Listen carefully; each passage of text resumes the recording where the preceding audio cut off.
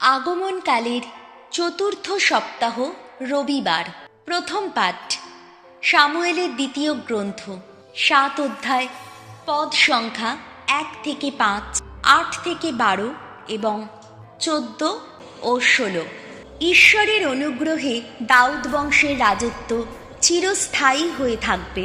যখন রাজা দাউদ নিজের প্রাসাদে থাকতে শুরু করেছেন এবং ভগবান যখন চারপাশের সমস্ত শত্রুর উৎপাত থেকে তাকে মুক্ত করে দিয়েছেন, তখন রাজা একদিন প্রবক্তা নাথানকে বললেন, দেখুন, আমি তো দিন কাটাচ্ছি এরস কাঠ দিয়ে তৈরি একটি প্রাসাদে, আর ঈশ্বরের মঞ্জুষাটি কিনা পড়ে রয়েছে একটা পর্দা ঘরে। নাথান তখন রাজাকে বললেন, বেশ, আপনার যা করতে মন চায় আপনি তাই করুন, ভগবান তো আপনার সঙ্গেই আছেন।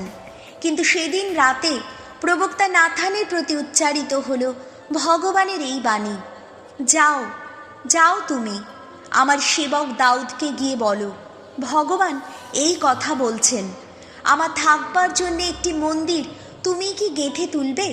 তোমাকে আমি চারণ ভূমি থেকে মেষপালের পিছন থেকে নিয়ে এসেছি, যাতে তুমি আমার আপন জাতি ইসরায়েলের শাসক হয়ে উঠতে পারো। তোমার সমস্ত অভিযানে আমি তোমার সঙ্গেই থেকেছি, তোমার সামনের যত শত্রুকে বিনাশ করেছি। আমি পৃথিবীর সবচেয়ে মহৎ ব্যক্তিদের মতোই মহান একটি নাম দেব তোমায়।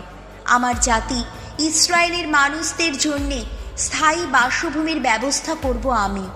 সেখানে তাদের আমি যেন বৃক্ষেরই মতো রোপিত করব, যাতে তারা বরাবর সেইখানে থেকে যেতে পারে। তাদের আর কখনো বিপন্ন হতে হবে না।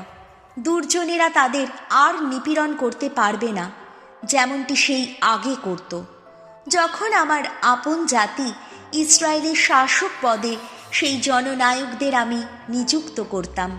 তোমাকে আমি তোমার সমস্ত শত্রুর উৎখাত থেকে মুক্তই রাখব। ভগবান এও তোমাকে জানিয়ে রাখছেন যে তিনি ভগবান তোমার নিজস্ব একটি বংশের প্রতিষ্ঠা করবেন।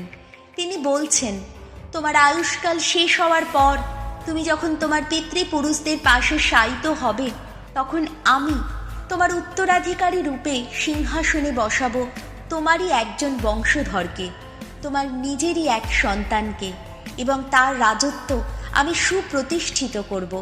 আমি তার পিতাই হব, সে হবে আমার পুত্র। আমার অনুগ্রহে তোমার বংশ ও তোমার রাজত্ব চিরস্থায়ী হয়ে থাকবে, তোমার সিংহাসন অটল থাকবে চিরকাল। এই হলো প্রভুর বাণী। শাম সঙ্গীত ধুয়ো। হে ভগবান, চিরদিন আমি গেয়ে যাব তোমার করুণা গাথা। ওগো ভগবান, তোমার করুণা গাথা চিরদিন গেয়ে যাব আমি। কত যে বিশ্বস্ত তুমি, সেই কথা বলে যাব যুগে যুগান্তরে। আমি তো সকলকে বলি, চিরস্থায়ী করুণা তোমার, স্বর্গলোকে স্থিত মূল বিশ্বস্ততা তোমার। ধুয়ো। হে ভগবান, চিরদিন আমি গেয়ে যাব তোমার করুণা গাথা। যে আমার মনোনীত জন, নিজেকে বেঁধেছি আমি তার সঙ্গে সন্ধির বাঁধনে। আমার সেবকজন দাউদকে শপথ করেই বলেছি, আমি তোমার বংশকে আমি চিরস্থায়ী করে তুলব, যুগে যুগে সুস্থিত রাখব তোমার রাজ সিংহাসন। ধুয়ো।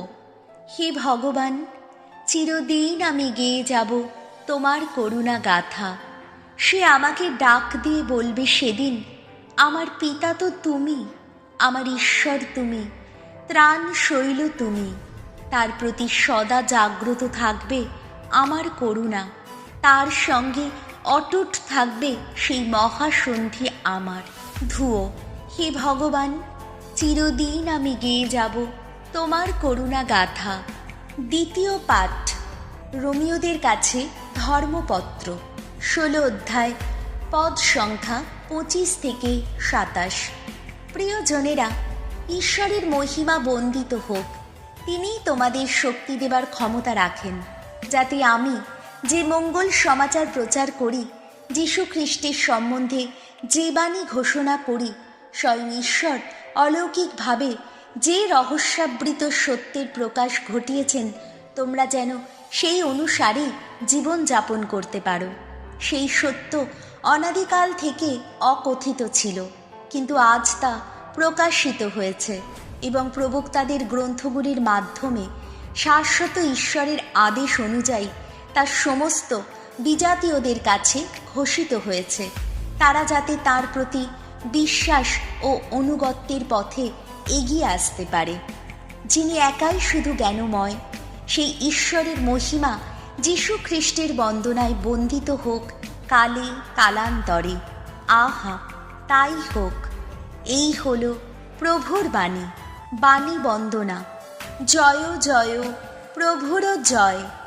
আমি প্রভুর দাসী, তোমার ইচ্ছা সত্য হোক, সত্য হোক আমার জীবন। জয় জয় প্রভুর জয়। লুক রচিত মঙ্গল সমাচার 1 অধ্যায়, পদ সংখ্যা 26 থেকে 38। একদিন ঈশ্বর স্বর্গদূত গাব্রিয়েলকে গালিলিয়া প্রদেশের নাজারেথ শহরে পাঠালেন একটি কুমারীর কাছে। সেই কুমারী যোসেফ নামে পরিচিত দাউদ বংশীয় একজনের বাগদত্তা বধূ ছিলেন। কুমারীটির নাম ছিল মারিয়া।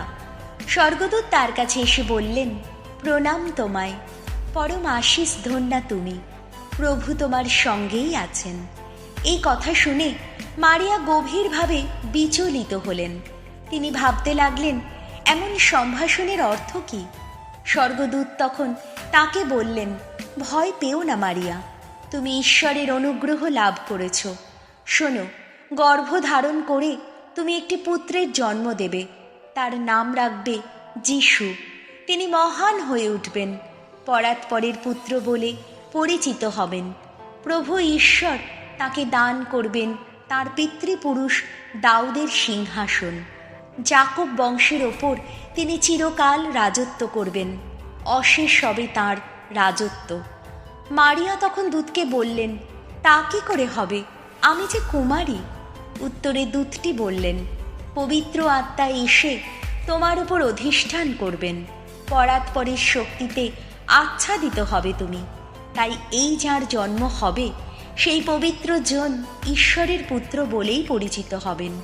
আর দেখো, তোমার আত্মীয়া এলিজাবেথ, সেও তার বৃদ্ধ বয়সে একটি পুত্রকে গর্ভে ধারণ করেছে। লোকে যাকে বন্ধ্যা বলে ডাকত, তারই এখন 6 মাস চলছে, কারণ ঈশ্বরের অসাধ্য কিছুই নেই। মারিয়া তখন বললেন, আমি প্রভুর দাসী, আপনি যা বলেছেন আমার তাই হোক। স্বর্গদূত তখন তার কাছ থেকে বিদায় নিলেন। এই হল প্রভু যীশুর মঙ্গল সমাচার।